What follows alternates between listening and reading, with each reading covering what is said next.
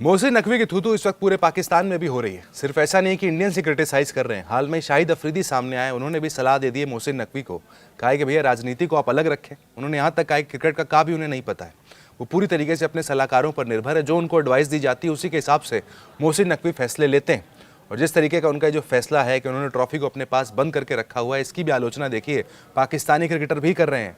उसमें शाहिद अफरीदी का भी नाम शामिल हो गया। शोएब अख्तर तो सेंसलेस तक वर्ड ऐसे यूज़ कर रहे हैं, कह रहे हैं कि भाई सेंसलेस तरीके से वहाँ पर बोर्ड को वो चलाते हैं। जिसके बाद देखिए ये हश्र हो गया है कि पाकिस्तान की टीम एशिया कप में इंडिया से 3-3 बार हार जाती है। वहीं शाहिद अफरीदी ने कड़ी सलाह दी है भाई, कहा है कि आप काफ़ी बड़े पद पर मौजूद हैं, इस तरह की हरकतें ना करें। शाहिद अफरीदी ने कहा है, नकवी साहब से मेरा अनुरोध है और ये सलाह है कि वो बहुत बड़े दो महत्वपूर्ण पद पर है और ये बड़े काम है जिनके लिए समय चाहिए। पीसीबी गृह मंत्रालय से बिल्कुल अलग है, इसलिए इसे अलग रखा जाना चाहिए। अफरीदी ने भी स्वीकार किया है कि कदम उठाना आसान नहीं है, फिर भी उन्होंने कहा है कि पाकिस्तान क्रिकेट को प्राथमिकता देनी चाहिए। इसके अलावा अफरीदी ने मोहसिन नकवी की क्रिकेट नॉलेज पर भी सवाल उठा दिए हैं। उनका साफ कहना है कि भाई क्रिकेट इनको समझ में नहीं आता है, जो इनको एडवाइस दे देते हैं उसी के आधार पर फैसला कर लेते हैं, लेकिन क्रिकेट की समझ मोहसिन नकवी को बिल्कुल नहीं है। शाहिद अफरीदी ने ऐसा कहा है। अफरीदी का मानना है ये सलाहकार कहीं ना कहीं उन्हें सलाह दे रहे हैं और वो खुद कहते हैं कि वो क्रिकेट के बारे में ज़्यादा नहीं जानते हैं। उन्हें अच्छे और सक्षम सलाहकारों की नियुक्त करने की ज़रूरत है जो खेल के बारे में जानते हों। ये एक बड़ा फैसला होगा और इसे जल्द से जल्द दिया जाना चाहिए।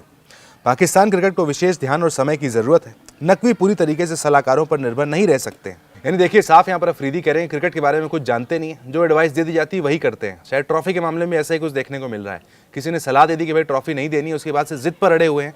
बीसीसीआई का साफ कहना है कि कार्टून की तरह वहाँ पर मीटिंग में भी बिहेव कर रहे थे कि नहीं साहब मैं ट्रॉफी नहीं दूंगा, जिद पर अड़ गए थे वहाँ पर। लेकिन उसके बाद अब बीसीसीआई जब एक्शन लेने वाला है, आईसीसी से शिकायत होने वाली है, उसके बाद देखिए इनका रुख भी नरम पड़ता हुआ नजर आ रहा है। इसके अलावा शोएब अख्तर भी सामने आए। वो तो काफ़ी ज़्यादा पहले पाकिस्तान की हार से निराश थे, पूरे सिस्टम पर सवाल उठा दिए, पूरे खिलाड़ियों पर सवाल उठा दिए।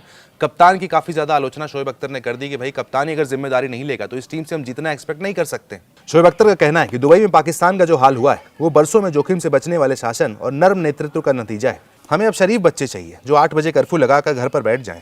क्रिकेट बोर्ड को इन जैसे प्यारे लुल्लू कट्टू नहीं चाहिए, उन्हें मजबूत व्यक्तित्व चाहिए। उनका साफ कहना है कि देखिए यहाँ पर सेंसलेस तरीके से फैसले वहाँ पर लिए जा रहे हैं मैनेजमेंट की ओर से और पीसीबी के जो हेड है मोहसिन नकवी की तरफ से। कप्तान सलमान आगा पर भी सवाल उठाएं, कहा कि कप्तान ही अगर जिम्मेदारी लेने को राजी नहीं होगा टीम किस तरीके से जीतेगी।